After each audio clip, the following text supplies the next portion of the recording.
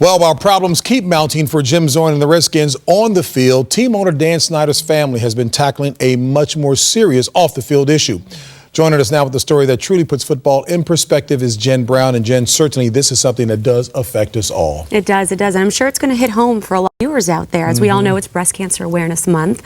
And I know you guys all showed your support a couple weeks ago with the pink shirts. And I saw those pink socks. Those are looking pretty nice. Big daddy, big daddy. Yeah, pretty nice. But it's a very important thing with the NFL right now. And it's great what they're doing. I think they probably raised awareness more than any other program I've ever seen. And people should understand just how terrible breast cancer is if you get tested. And it's so true. And as we've all seen this month, we've noticed that pink has been the NFL's primary color. Pink gloves, cleats, and goalpost padding, and of course, worn socks, are all part of the NFL's Crucial Catch campaign, an initiative to raise breast cancer awareness. But for Tana Snyder, the wife of Washington Redskins owner Dan, the campaign is much more than a public service effort. It's a very personal crusade.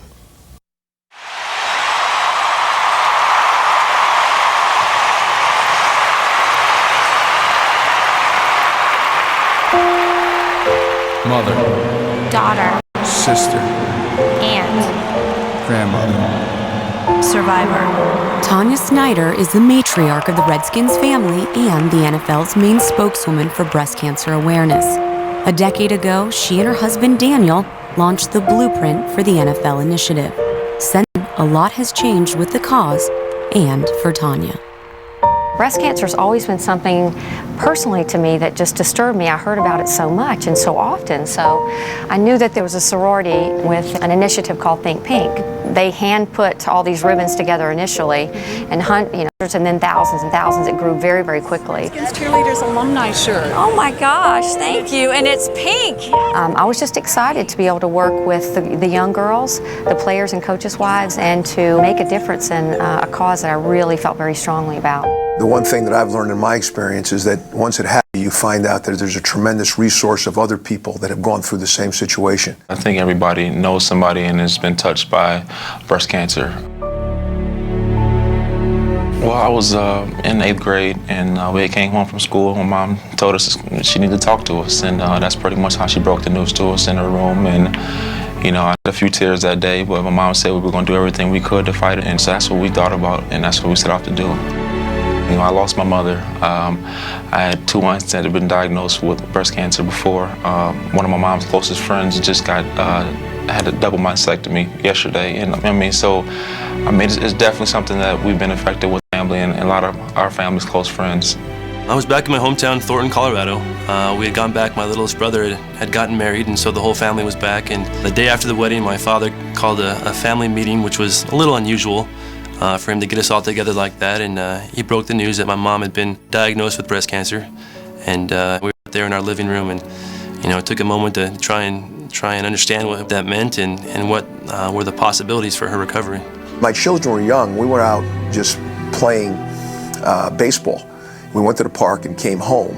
As we walked in the door, my wife Roberta was standing there in tears and said, "I got a call. I've been detected with breast cancer." You talk about being devastated. It was devastated. The three of us, my 2 sons and myself, stood there and cried with her. It was a very, very tough day for us.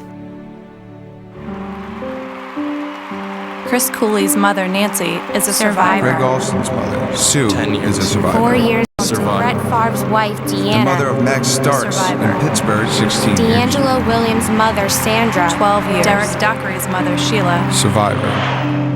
Hi guys, all right, thanks for wearing your pink. My mammograms were clear and fine, but I felt something. How are you? I have to say, it's a bit ironic that you got involved 11 years ago with breast cancer awareness, and then now you yourself having been diagnosed. Do you think your involvement helped you prepare to deal with the disease? I don't know that you're ever prepared to end up being the one, having children and being an example, a role model for them. I really had to just deal with it that I possibly could. I think it exposed me to the disease a lot, but not really prepared me on how to really handle it.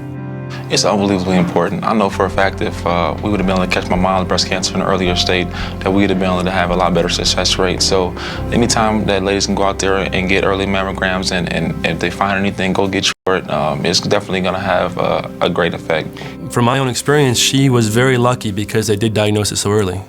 She did have a surgery and was able, along with medicine and radiation, to receive remission from her cancer. So, without that, if it had been 6 more months, another year or two, we have no idea how the cancer spread and how more serious it could have been. Early detection is the key. It will save your life. You felt a lump and were very persistent with your doctor in getting it checked out. Would you say that's possibly why you're, doing so well today? Definitely. I was, diligent with doing the self-exams, and really that's the strong message. Early detection. Early detection. Early detection. The NFL calls its campaign a crucial catch, and the mantra for early detection is passionately cloaked in one bold color. I read something that I thought was very cute about what your daughters say to the gentlemen who don't want to put on the ribbons. What is that? Yes, real men wear pink. Real men do wear pink. I've seen a lot of tough guys with pink on this month. Hey, in the NFL, during October, we sure do. My son Andy, he said, Mom was looking down on us. Would you believe it happened on Breast Cancer Awareness Day? Awareness that this program, the NFL, has presented, I think is monumental. Anytime we can let people see out there supporting such a great cause, it's going to raise awareness. If it helps 10 women out of the millions that went, it was all worthwhile.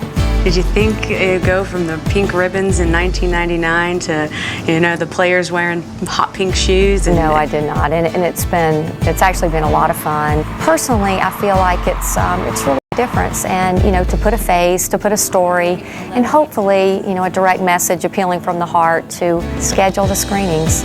I would love to hear one day that all cancer have been taken care of and there's no longer cancer. That would be a very happy day for me.